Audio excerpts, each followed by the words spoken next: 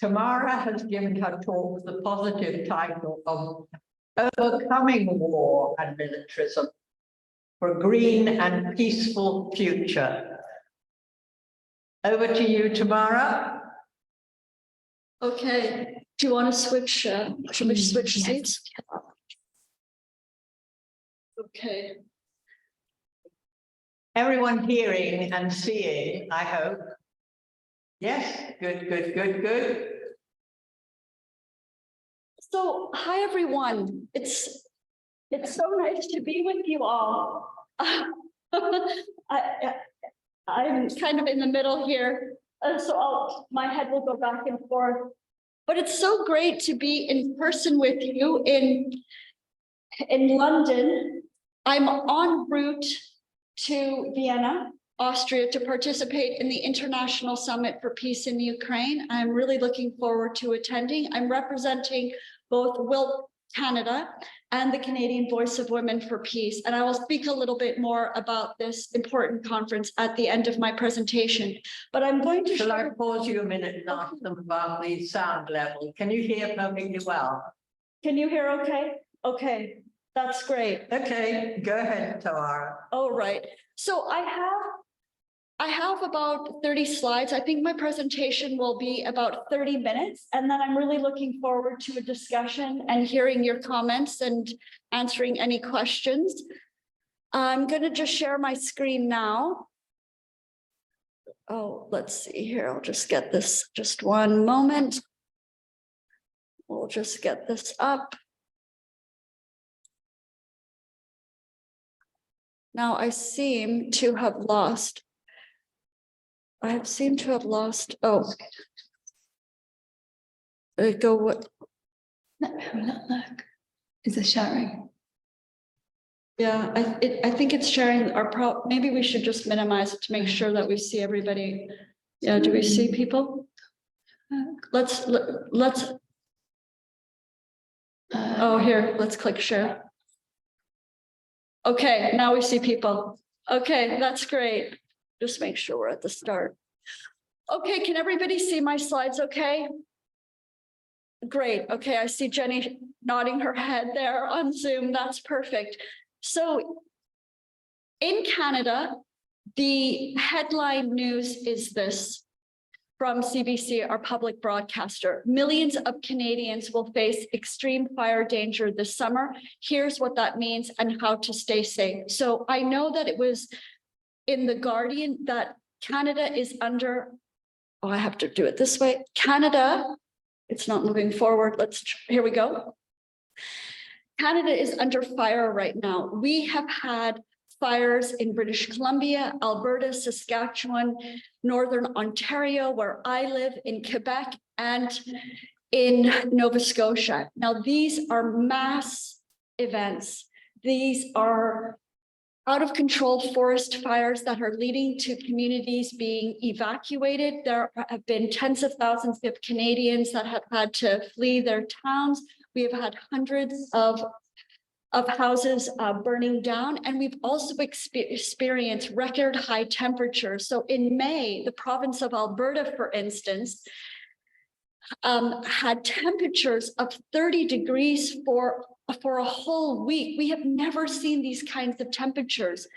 And so we've got, throughout the province of Alberta, just these out of control forest fires, and we don't have the firefighters to help deal with these fires. And this is in Calgary, just in southern Alberta, and for 3 days it was so smoky that people couldn't leave their homes, and they weren't able to exercise, and it had a real severe impact on people with respiratory problems. Now, the Canadian government deployed some military to assist with these forest fires. But at the same time that these forest fires were raging in Alberta, the military was conducting one of their largest live fire training sessions. And this is in Wainwright. This is very close to Calgary. And this Wainwright military base was conducting tank operations. You can see a long live fire operations with missiles, etc. And you can see the fires here that they're creating, and you can see also the tanks on the land. It's compacting the soil, it's degrading the land, so that it's not able to cope with climate change and this kind of thing. So we are diverting, you can see so starkly how we're diverting resources, into military training instead of dealing with these forest fires. Now, this military base is also a base that the British use. So the British military does exercises both at Wainwright and at Suffield military base, which is very close to Calgary as well. And the British military has been using these two bases for over the past 50 years. And they have also been, with Canada and with the United States militaries, been conducting biological and chemical weapons development and testing. And there has been a lot of public outrage that women's groups have protested and things like this over the years. 2 years ago, the British military did announce that they are planning on ending these operations at these two military bases. This is a map from the Department of National Defense that shows all of the military bases across the country. And I just wanted to show you on, this map where the Suffield and Wainwright military bases are there in southern Alberta. And I also want to bring to your attention Cold Lake. This is Canada's largest, busiest Air Force base. And then I also want to bring your attention to Eastern Canada in Labrador, in Goose Bay. And at these two locations, Cold Lake and Goose Bay, this is where NATO countries conduct low-level fighter jet training. So they fly 100 meters over, just over the trees, and they are not allowed to conduct these kinds of Air Force training in Europe. It's just too disruptive for people, so they do this in Canada. But these are on traditional Indigenous lands that are also under treaty. Now, I wanted to add to this slide with the military bases to show you again where these forest fires are taking place. And we have known about the threat of these forest fires and of these rising temperatures. It has been getting worse over the last decade.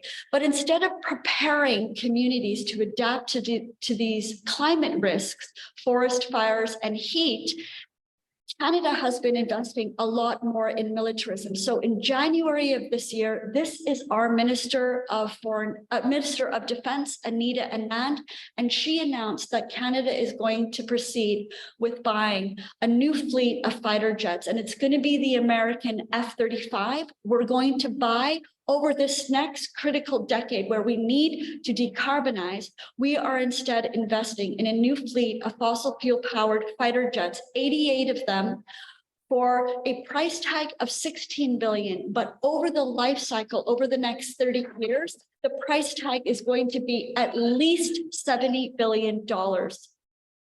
So this was in January. Now imagine, we could have been investing instead in climate adaptation, community resilience, but we're investing in a new fleet of fighter jets. So I pointed it out to you on the map where Cold Lake is. And this is a map again of where the Cold Lake Air Force Base is, but it's juxtaposing where the tar sands is, where the oil and gas developments are in Alberta, and they're in the same location. So we are highly militarizing this land and industrializing this land. And in fact, the Alberta tar sands is the largest oil and gas development on the planet. And it is so environmentally destructive. Every single day, millions of toxic effluent from the oil and gas drill sites are leaking into the rivers and into the waterways and contaminating the water, contaminating the soil, and adversely impacting the health of communities downstream. So this is more focused map of this Cold Lake Air Force Base, and it shows the Air Force Base and the air weapons range. So the fighter jets, are practicing their targets, they're dropping bombs, and they're launching their missiles. And again, this is land that's under treaty with Indigenous people. This land was stolen from the Indigenous people 60 years ago. It was only in the past 20 years that the Indigenous people got a very minimal amount of compensation. But I have been up in the past 2 years, up to this Air Force Base and to this air weapons range to look at this and the oil and gas development twice over the past 2 years. And I'm going again in August to have a look. And you can see these pipelines are cutting through the air weapons range. And then when you're driving out to this air weapons range, you can also see the fuel storage tanks that dot the landscape. So it's very pervasive across the land. It's very destructive to the land, both the oil and gas development and this militarism of the Air Force Base and the fighter jet training. So not only are these pipelines, going across the land, but I imagine that our fighter jets are pipelines in the sky.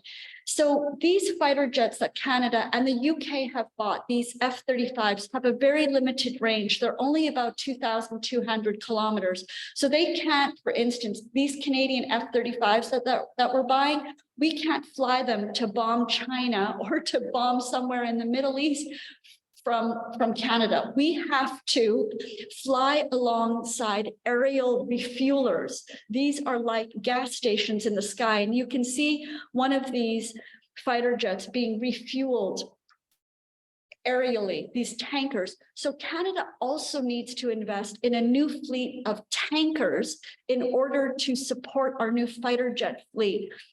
And it's all of these NATO allies that are investing a tremendous amount of money in these fighter jets. In fact, it's the largest weapons program in human history, $1.7 trillion that the United States and NATO allies are spending on this F-35 program. In Canada, it's the second largest federal procurement in Canadian history. We are investing in carbon-intensive militarism. We're locking ourselves into this for the next 5 decades. So when I was up in Cold Lake, I always protest, and this is at the main intersection, and they even have a fighter jet. They have a fighter jet that's planted right into the main intersection where the cars cross, and I stand with my sign, "No fighter jets, green jobs, not war jobs."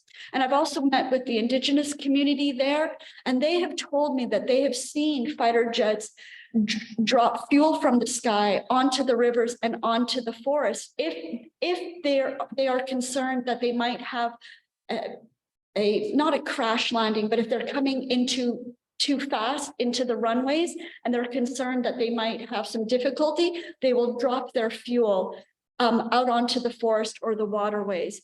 And these jets, of course, are also very, very noisy. And the Indigenous communities there, I just want to tell you, are also, they don't have paved roads, they don't have a tribal school. They have, many of them have very dilapidated housing, and they're struggling with different social programs. So again, our federal government is investing in fighter jets to serve and partner with the US military and NATO instead of investing in our poor Indigenous communities across the country. So I wanted to give you a little bit of the Canadian context, because I know that this is the situation that the US is in with militarism all across the country. And of course, in the UK, it's getting worse, and all across Europe as Europe remilitarizes. But this week, of course, we have a WILP contingent. Catherine and Michelle are in Bonn. This is the intersessional conference. It's in a preparatory conference in the lead up to COP 28 that's going to be taking place in November in the UAE. And at this Bonn climate conference, some of the priorities are the global stock take, the climate financing, a carbon market mechanism, and climate science. What a bond conference over the next 2 weeks will focus is on some of the technicalities, of these key priorities. So this will be the year of the global stocktake. COP28 in the UAE will be the time where we're assessing our implementation of the Paris Agreement. So all the countries have to have their inventories in place, and they have to be able to communicate, have they been doing the reductions that they need to be doing. They also are reviewing the latest science on climate change. And maybe I could just check with any of you, have you looked at the latest IPCC assessment report that came out in March of this year? Hands up, did anybody have a look at this important report? Well, I've been, oh good, that's great, Sheila, you had a look at it. I have been looking at the IPCC, the Intergovernmental Panel on Climate Change assessment reports for the past 25 years. And this report that came out on March 20th is really, it's really very despairing. So the title, Urgent Climate Action Can Secure a Livable Future for All. The important adjective here is livable. So I want to show you a graph from this report. And what this graph shows, we're going to start with the arrow on the left-hand side here. And this is the scale that shows as it gets darker, as it gets warmer, the scale gets darker, so a darker red here, up to 3.5 to 4 degrees.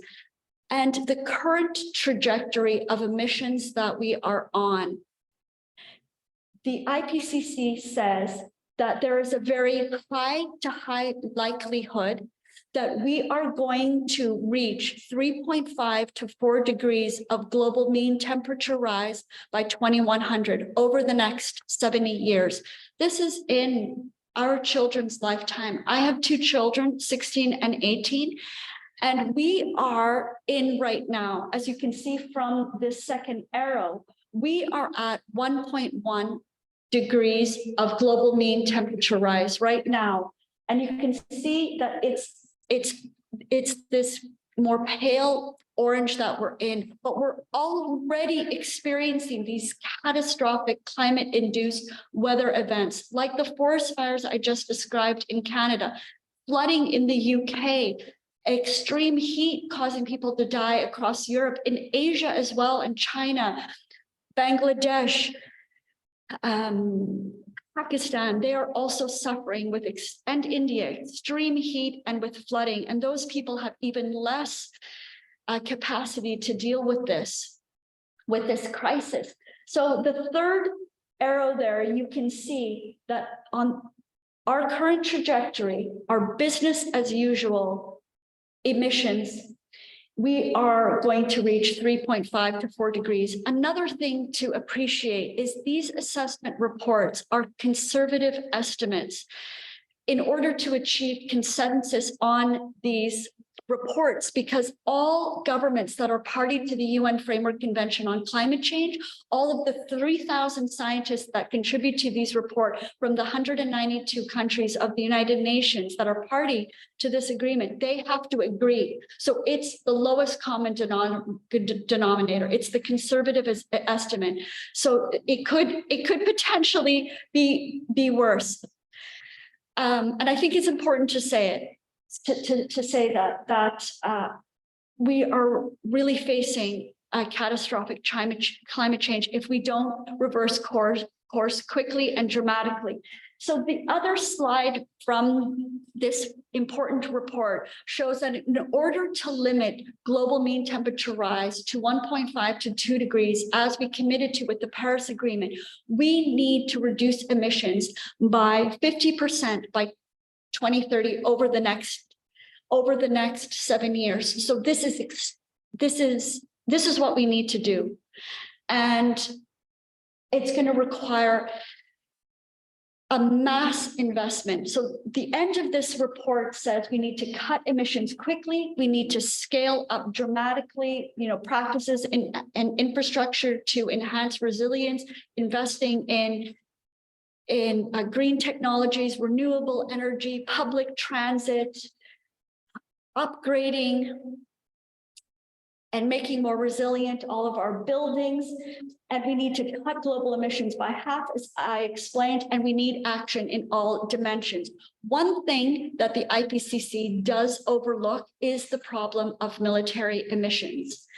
And that, of course, is absent. That sector is absent, as you know, and there's been many presentations on that. I want to show you Canada's carbon emissions over the past 60 years, and you can see that it has increased. A week after the IPCC released their report, the Canadian federal budget came out, and in that budget, the military and Ukraine are mentioned about 70 times. The priority for investment was on military defense and Ukraine, and climate change was mentioned about 30 times, less than half the times. And in fact, in this federal budget, we had a special spotlight on the investment in new fighter jets. And you can see here in our federal budget, we lauded the fact that Canada is investing more in military and economic aid to prolong this tragic war in Ukraine that's really exacerbating the climate crisis and is also undermining our ability to cooperate on dealing with the climate crisis. A month after the IPCC report came out, the Stockholm International Peace Research Institute released their annual trends in military expenditures. And it showed that military spending is at an all-time high, $2.2 trillion. The United States is first at $877 billion. Some of you might know that the US military budget has never been audited in the past 30 years, and half of that military spending goes to contractors for weapon systems. Then you've got China next, Russia at $86 billion, less than 1/10 what the United States is spending. The UK is sixth highest with $68 billion. This is in US dollars. And I know that the conservative government in this country has announced an increase to military spending, just like Canada has and other NATO countries have. And there you see Ukraine first time in the top 15 list, and Canada is always in the top 15, and we're ranked 14th. And we have increased our military spending by 70% in the past 10 years. So this is this graph that shows military spending globally over the past 20 years. So we've known the third assessment report came out in 2001, but instead of the international community coming together to tackle the climate crisis, instead, the NATO allies led by the United States started prosecuting this global war on terror, diverting so many resources, over $8 trillion for these wars in Iraq and Afghanistan and Libya and Syria, and now Ukraine, and not spending on urgent social and environmental needs. At COP26 in Glasgow, Canada released this slide, and I really love this social media graphic. It shows that since the Paris Agreement in 2015, the 30 countries of NATO have increased their military spending annually by $200 billion.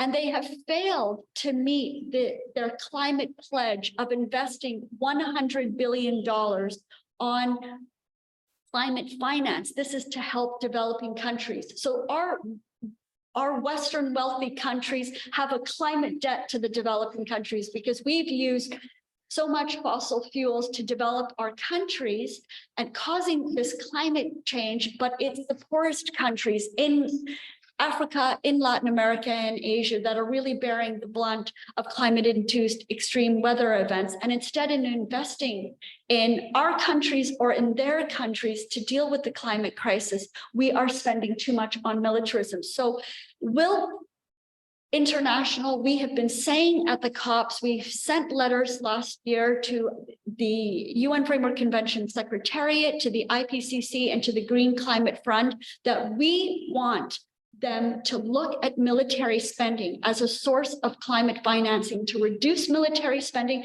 and reallocate it to the climate emergency. So this is us at COP27 at Sharm el-Sheikh in Egypt last year with our sign, cut military spending, fund climate action, green jobs. And this is another graphic that we released during the COP. And this is something that I feel very strong about, and not just myself, but all of us in Canada, in the peace movement, we feel very strongly about NATO being one of the greatest threats to peace and security and to the climate. And that is because of this problem of military spending, diverting so many financial resources to militarism, and also investing in fossil fuel powered weapon systems and in war.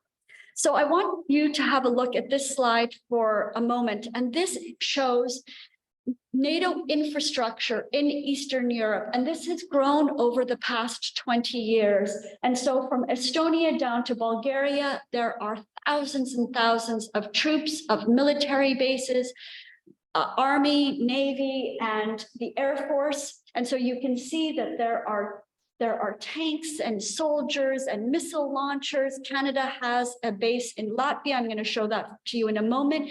And this slide shows all of the Air Force assets of NATO in Eastern Europe. So there are bombers and fighter jets and aerial tankers and attack helicopter fleets. So this is all extremely carbon intensive, exacerbating the climate emergency, but it's also very destructive to the land. When I was on this big 1-month tour last November, I went to Canada's NATO base in Latvia. It's called Camp Dalhousie, and it's just outside the capital in Riga.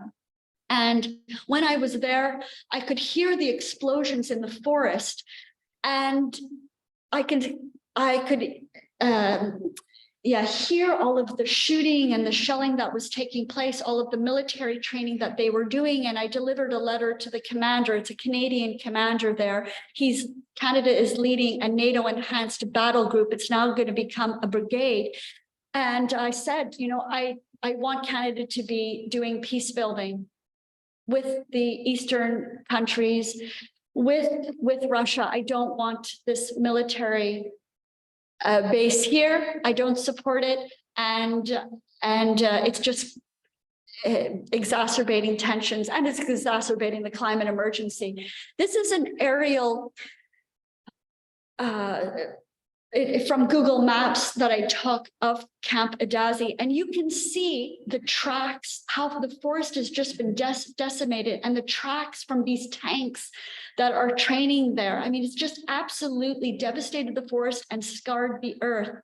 And it's also meant, because the forest is degraded, Latvia has less capacity to deal with the climate emergency. They have released all of the carbon by leveling the trees, and now they don't have the trees to help store the carbon and to help deal with strengthening the environment to deal with climate-induced weather events. So what has my country been doing, Canada? We're continuing to exacerbate this conflict by sending weapon systems. So we have sent more tanks to Ukraine. And again, it's extremely environmentally destructive and harmful to the environment. I think some of you online might have been with me in Glasgow when we took this picture outside of COP26. And there's my banner that I brought to that conference. NATO is a climate criminal, abolish the alliance. And this is a slogan that we have in Canada. We have buttons, I brought some, and this is our message in Canada: demilitarize, decarbonize, decolonize. So what we're calling for in Canada is for these military bases in our country to give back to their rightful owners, the Indigenous people who are the stewards of the land. And when I was on my big 1-month tour from Egypt to Russia, Finland, Latvia, Poland, and Romania, I brought my sign, no to NATO, yes to peace and cooperation. And I made these into buttons, and I'm taking 200 of these buttons and these banners to Vienna as well. And I hope today we can take a picture. There I am in Finland with the banner. The Finnish women said that it was very anti-democratic that Finland has joined NATO. They said that it was against the will of the people. There wasn't an honest debate in the press and by the government about what the implications were for NATO joining Finland joining NATO. They feel like it was very railroaded and very anti-democratic. And this is me in Poland, and with with an academic there. Now, I showed you that map earlier of NATO's eastern flank with all of that military infrastructure. In my opinion, it has been sowing hostility and division and tension between Europe and Russia. And what I would love to see is a total transformation, and for us to demilitarize, to get rid of this military infrastructure, and instead to create ways for peace building, for cooperation and collaboration between Eastern Europe and Russia. When I was in the region, I talked to hundreds and hundreds of people from all walks of life. And do you know what everybody said to me? That they have connections in Latvia, with Poland and with Ukraine and with Russia. Almost every single person I talked to had a friend or a family member in Russia. And instead, what's been happening in their countries, especially in the Baltics, there has been a lot of animosity and like Russophobia over the past 20 years that has been generated. And instead, we've been investing in this conflict with between like Europe and Russia, instead of investing in peace building and collaboration. So we are mobilizing to resist the NATO summit that's going to be taking place in Vilnius in July 11th and 12th.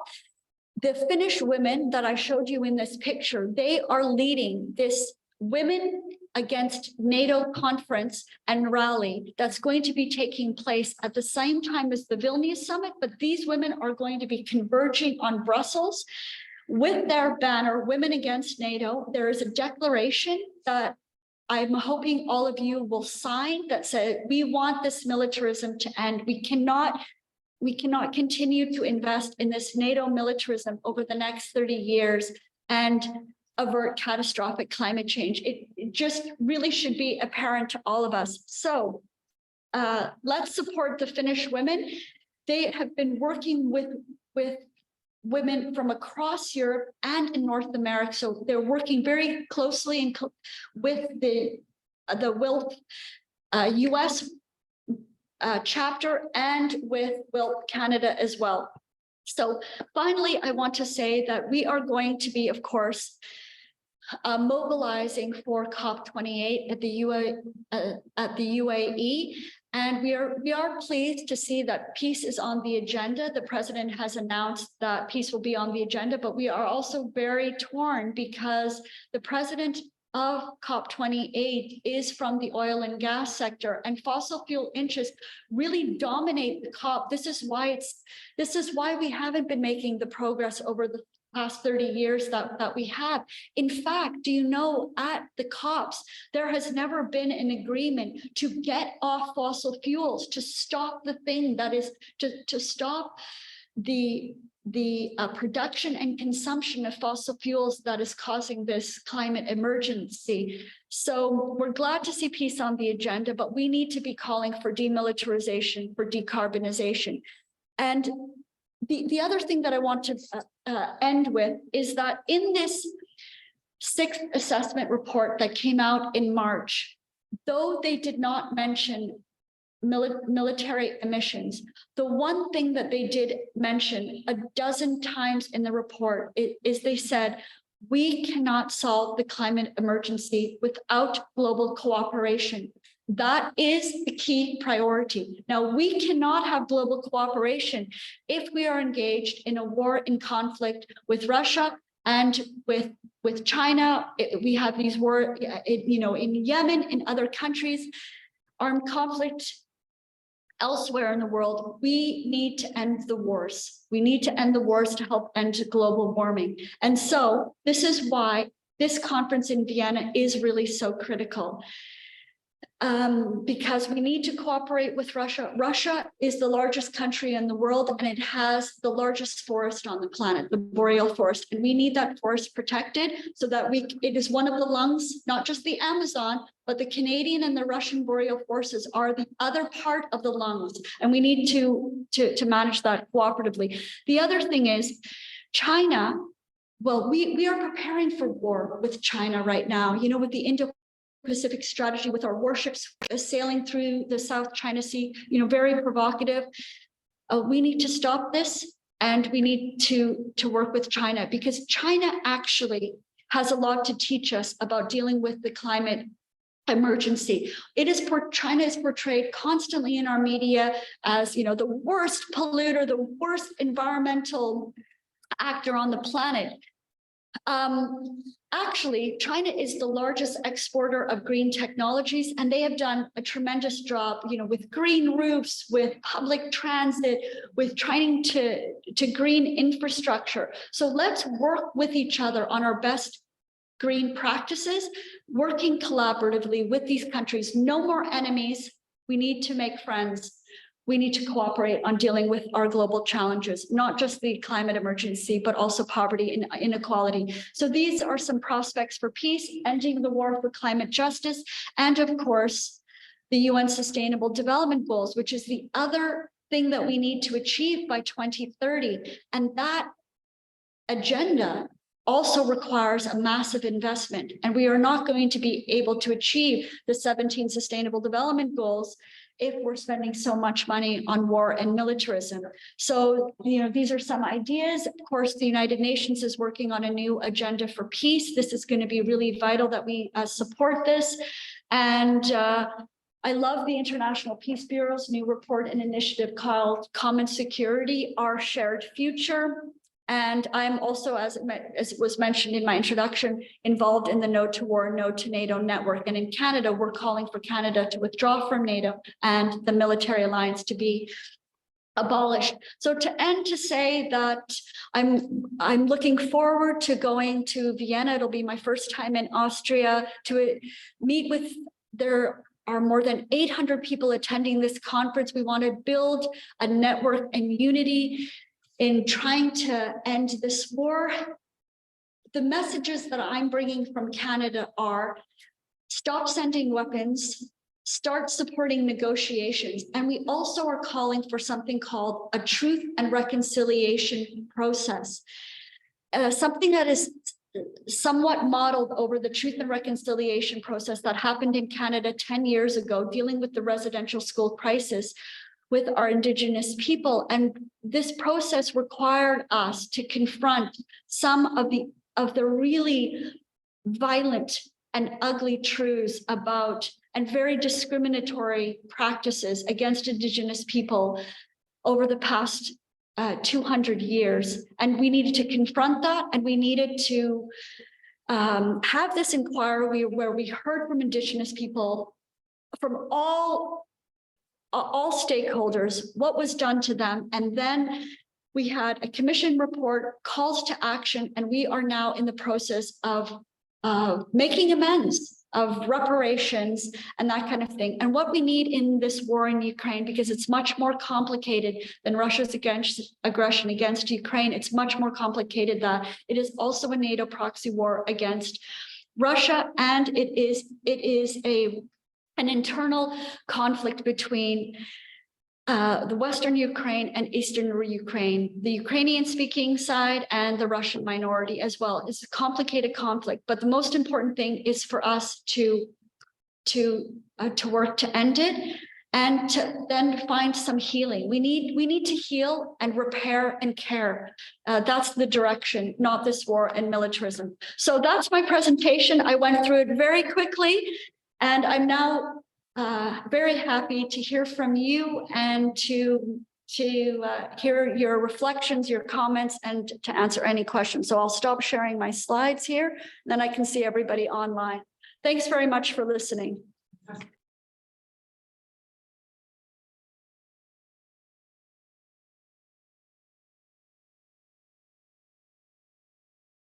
Oh, sorry, you'll have to repeat that. Oh, no, I'm sorry. I just accidentally turned it off. So if you would like to say anything. Are you going to share? Are you going to put people back on the screen? Oh, I do that now. How do I? Okay, end this. No, that's gonna be that. View. Oh, we go back to. Oh, stop sharing the screen. Oh, yeah. Oh, She didn't have no one. oh, no. Here, let's click on this. Do you still see the slides? No. Slides, Okay, cool, slides. cool. Here we are. No, we are back. You are back. We're not seeing anything. Very good.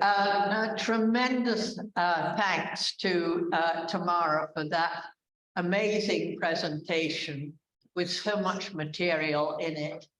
And at the end of it, to find that she is still positive and pointing us towards the things we need to do to change the situation. I'm quite amazed and flabbergasted. Is there someone who wants to come in immediately with a comment or a question? Unmute yourself if you are. Can they unmute themselves?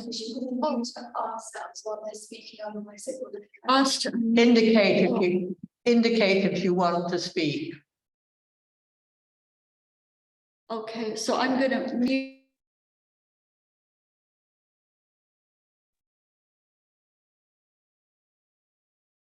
You want me to go now?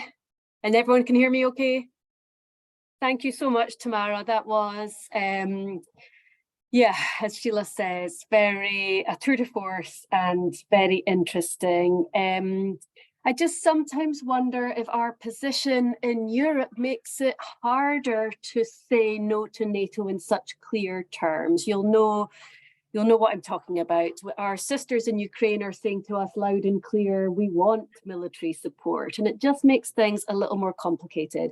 And usually in responding, I try and say many of the things that you said today about the impossibility of taking a military approach to Russia and tackling the climate crisis at the same time. They can't both be done. You've made that very clear.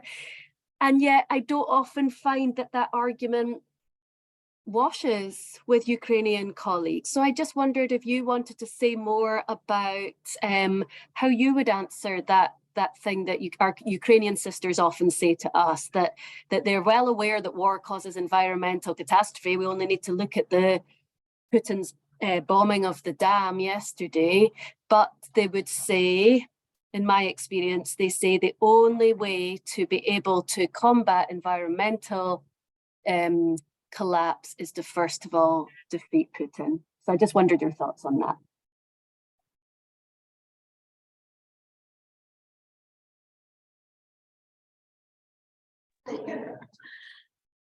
There's lots to say. I'll just when we talk about Ukrainians, we also have to appreciate that there is a diversity of Ukrainians. So our media is giving voice mostly to Ukrainians in the West. And for instance, we aren't hearing from the Ukrainian Hungarian minority that's along Hungary's border, for instance. We're not listening to, I mean, these areas, did pass resolutions to join Russia. And we can say, we can dispute whether or not these are legitimate Russian territories or not, but let's assume that they are, Ukrainian territories. Those Russian-speaking Ukrainians in Crimea, or those Russian-speaking Ukrainians that are in the Donbass, they have different views. They have different views. And then I also do want to mention that in Canada, we have one of the largest diasporas of Ukrainians. And in the media, we only get one perspective, and that is the United Ukrainian Congress, the UCC. And this is you know, a group of Canadians that are a group of Ukrainian Canadians that are continuing to call for military aid, for weapons to continue this war. But what the media never listens to is the other group of Ukrainian Canadians in the country that are affiliated with the AUUC, the Association for United Ukrainian Canadians, that worked very hard to try to prevent the conflict with Ukraine, that wanted Ukraine to stay a neutral country, that did not want Ukraine to join NATO, and you know, they want the weapons to stop and they want negotiations. So there are a diversity of views, and what I think is really important is to bring all of those views, you know, to the table and find a way to mediate and to end this conflict, because the climate crisis is really jeopardizing our common future and our children's future. And I know in the UK, Claire, we don't have very much time on this call, or maybe after we finish the formal part of the presentation, we could have an informal discussion about the war, but there's a lot more to say. I've been following this conflict in Ukraine for over a decade, and I'm very close to people on all sides of this conflict. And I think there's a lot of information that has been not shared with the British public, and with that we're not getting the whole story about the war. So I guess the most important point is that the climate crisis really needs to supersede this. We need to end this war, and we need to collaborate on dealing with the climate crisis. And so those are just some of my thoughts, but there's more. There's just so much more to say. Oh, maybe just think about the dam. So the sabotage of Nord Stream, the sabotage of the Crimean Bridge, and now this Kaskov Dam bombing, those things absolutely need to be investigated, and whoever is responsible definitely needs to be, and on all of the war crimes committed, if it's by Russia, Ukraine, NATO-backed Ukraine forces, it all needs to be investigated. I'll just add that my country, Canada, has never been held accountable for any of the war crimes that we committed in Afghanistan or Iraq, or held accountable for the illegal bombing of the former Yugoslavia that broke up Yugoslavia. We've never been held accountable for what the damage that we did to Libya. And maybe I'll just say, Libya, when I was at COP27 in Egypt, I listened to the president of Libya talk about the climate crisis in his country. And they're affected by sandstorms, by sea level rise, by extreme heat. They don't have the socioeconomic capacity anymore to deal with this crisis. Even though Libya was one of the wealthiest countries in Africa, now it's one of the countries that's in chaos and it is destitute. And NATO countries have never been held accountable for what we did to Libya. And there's been, you know, a humanitarian crisis, refugee crisis. There's been thousands and thousands of people who have drowned in the Mediterranean, fleeing the violence, the conflict that we've created on the African continent. So, and never have our countries been held accountable for the environmental damage that we've caused to Iraq and Afghanistan, the former Yugoslavia, Syria, and Libya. So I share those thoughts as well. This is why we need peace. We need peace to protect the planet and to deal with the climate. Thank you, Claire.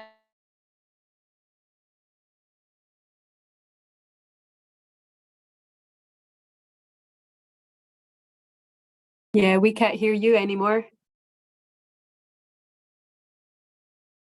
I think they've muted by accident. Yeah. But thank you for your answer. But I see Marie-Lise. Yeah. Is ready. Yeah, can you hear me? Yeah. I just wanted to say thank you so much, Tamara. You've kind of enlightened me, but as well as kind of scared me now. I've got younger children as well, and I've always been worried about their future. And it's important that we all get together and kind of support one another to share this information, especially with the younger generation, because looking at the slide that you show us about how the world is heating up, that's really eye-opening.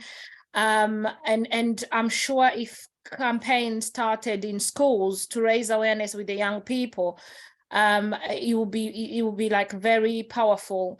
And you are right, here in the UK we are not told much about what's happening in Ukraine, really, because I've had an opportunity to speak to Ukrainian refugees living where I am in the east of England, and two young ladies who are kind of very much into international relations and kind of like global governance, who told me the opposite in terms of the war, actually, that everything we're being told, we're being lied to. The Ukrainian people, especially in the area that are affected, they want peace. They don't want to continue to fight.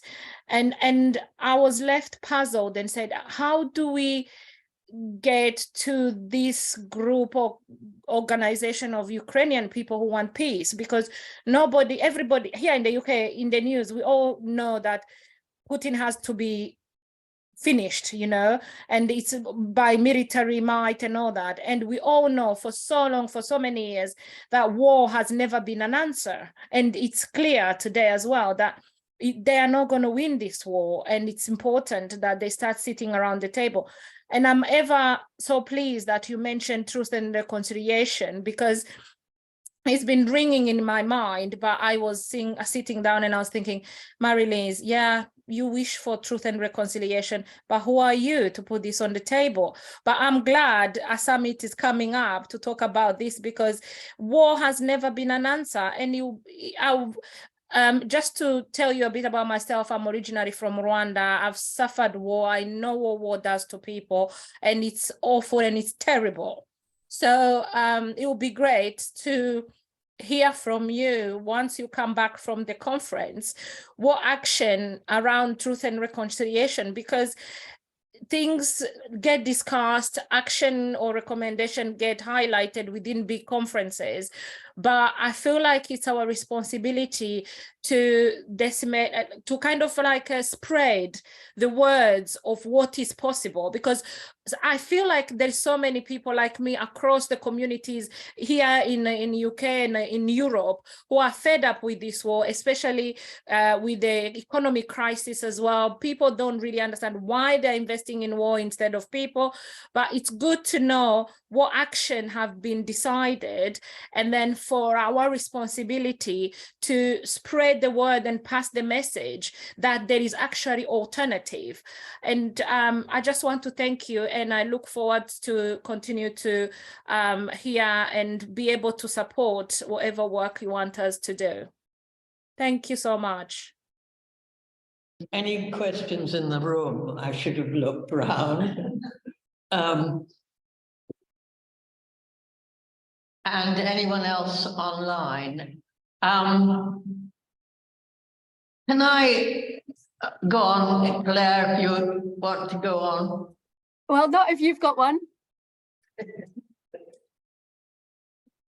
No, go ahead. I'll fill in if there is. Another question, Tamara, is so we sometimes, I think in NATO militaries, they started to employ, environmental advisors, or, a token gesture towards trying to make militaries greener. And I just wondered what your perspective was on that. Do you think that's just greenwashing the military and making it harder to achieve the overall goals you want to see, which is total demilitarization? Or is it a step in the right direction upon which we could build? Have you ever seen any of these sort of environmental advisors to the military achieve anything useful, or is it just greenwashing? It is just greenwashing, but guess what, Claire? Canada announced at the NATO summit last year in Madrid that Canada would host the NATO Center of Excellence for Climate and Security, and it's going to be hosted in Montreal. So it's very much about trying to like green some NATO operations and try to green weapon systems. But I mean, I just think this is such a joke. And remember, I showed you this graph of Canada's carbon emissions just going straight up. Canada has failed to meet every single target that it has set out in the past 30 years under the UNFCCC. Canada really is no leader on climate and security. It's the exact opposite. So it really is very much greenwash. And one of the reasons why I think that Canada decided to hold or to house this NATO Center of Excellence on Climate and Security in Montreal is because Quebec is our greenest province. And Montreal has a reputation for being very green. And so they are trying, like they're purposely putting it there to try to like use the greenwash of Quebec and Montreal to, you know, for this NATO center. But if our countries were really serious about the climate crisis, like I said, you know, they would demilitarize, they would rapidly invest in the kinds of solutions that we need to decarbonize and to create the community resilience that we need. And, you know, when you look at NATO's track record, like I said, over the past 30 years, from the illegal bombing of the former Yugoslavia to Afghanistan, Iraq, Libya, Syria, you know, and Ukraine, it's just, it's been fossil fuel powered disaster. And we need to be courage. We need to have courage to say, you know, this is why we're in Canada. We are just, we are everywhere with our signs. Canada, NATO, abolish NATO. We had a meeting with Canada's ambassador to the UN, Bob Ray, just a couple of weeks ago. And, you know, we said that to him directly. It's just incompatible. And there's nothing feminist. We can't feminize NATO. We can't make NATO more environmentally friendly. We have to remember that really it's a US-led nuclear-armed military alliance. And it's really the US that's calling the shots, right? I mean, when you've got a military budget of $877 billion, you have, you know, their American generals, you know, with all of their medals and all of their military might, they're the ones that are calling the shots around the NATO tables. And the United States has undermined and been an obstacle to climate action. In fact, it was the United States. Did you know it was the United States that won the Fossil Fuel Award, the Global Fossil Fuel Award, civil society at COP27 in Egypt? So the entire international civil society movement in Egypt said the United States is the greatest obstacle to climate action. It was derailing the negotiations. It was trying to prevent the establishment of a loss and damage fund. And so if the United States isn't good at COP, really trying to help move forward climate action, you know it's not serious about trying to make NATO more environmentally friendly, right? So it's just incompatible. And it's, yeah, and we also say to the Canadian government that NATO is antithetical to the women, peace and security agenda. So that's another reason why we want out. Thanks, Tamara. I think there's such a negative environment that we are currently in. Here we are all activists and advocates of peace, and yet the whole ethos around us, for you in Canada, for us in the UK and for Europe, is to say that NATO is our defense bastion. How could you possibly argue to dismantle something that's so crucial for our so-called security, as Beatrice would comment on. We are going to come away from this presentation with a lot more knowledge of the scale of the military and the whole progression of the military. And we know that continuing the war in Ukraine is absolutely in the interest of the corporate military alliance, and that they're all rubbing their hands, that they're making more weapons, and it's just totally up their street. And we feel as though we're crying in the wilderness. I want to ask you whether you have any understanding, any faith, any belief in any of the work that might be happening to possibly behind the scenes to bring an end to the Ukraine war. I mean, the most recent thing is this South Africa-led group of African countries, which it said in the press, have had agreement both from the Russians and the Ukrainians to approach them independently. And that seemed to be a positive move. Have you any ideas on that count? Well, I don't know where that peace initiative stands yet. I am aware that there is this African initiative also from Brazil and from Mexico and even from the Pope. And there's been a track to process, civil society working with former diplomats trying to put pressure. And of course, we're having this very public international summit for peace in Ukraine, and trying to unify us and give us more strength to make this case to our governments to say, stop sending the weapons and start negotiating. So we're going to keep at it. One of the things that I did before I left, well, just the week before I came here, I was in Ottawa, because Ottawa every spring hosts North America's largest weapons fair. It's called CANSEC. All of the weapons manufacturers like Lockheed Martin, General Dynamics, Raytheon, were all there. And of course, our government officials and our military and foreign military and weapons contractors were all there.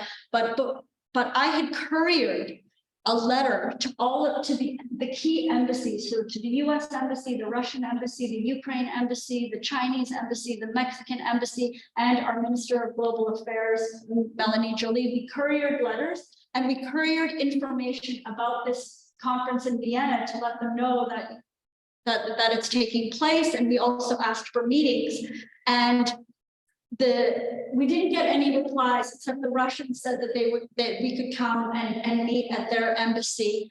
And the US said that he was too busy because he was at CANSEC helping sell weapons. But anyhow, anyways, we're going to keep at it. We're going to keep, we're trying to reach out to everybody to speak with whomever we can about how urgent it is for us to end the war and have peace.